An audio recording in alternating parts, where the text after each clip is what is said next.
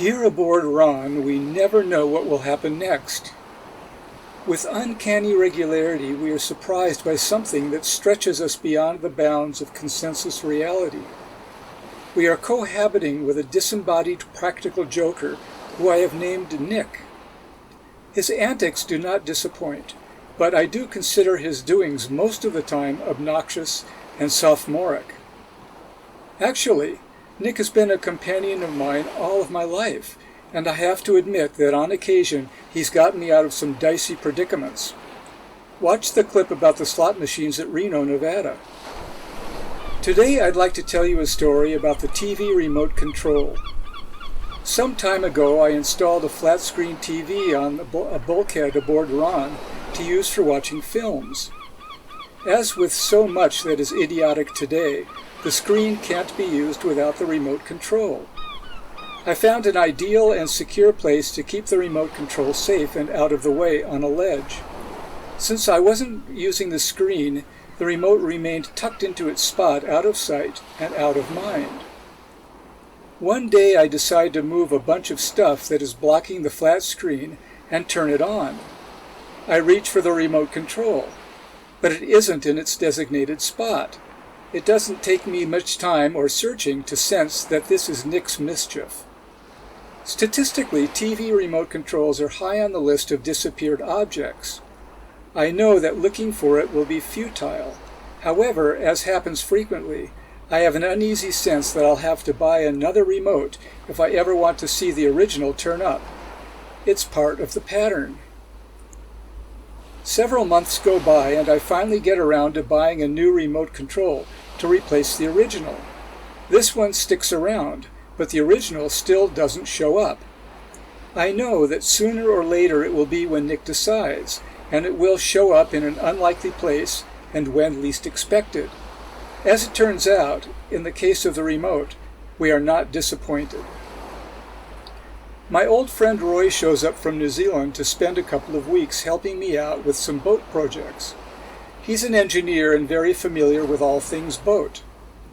One morning I'm sitting at the dining table facing the galley in front of my laptop computer, as I am at this very moment. Suddenly, the 12-volt Danfoss refrigerator compressor goes crazy and starts to cycle as if it's a car gas pedal being pumped and the engine going from low to high revs in a regular rhythmic cycle. Vroom, vroom, vroom. This startles me. It's totally crazy.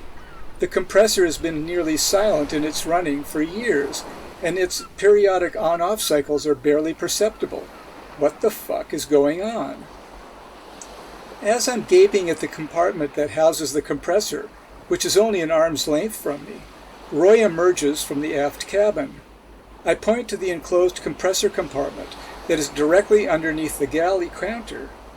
Roy is as speechless and perplexed as me. He grabs a flashlight and shines it into the dark recesses of the compressor compartment. After a moment of poking, he says, "Hey, what's this?" He's squinting into the extreme back corner of the compartment behind the compressor. He reaches in arm's length and fishes out the old TV remote.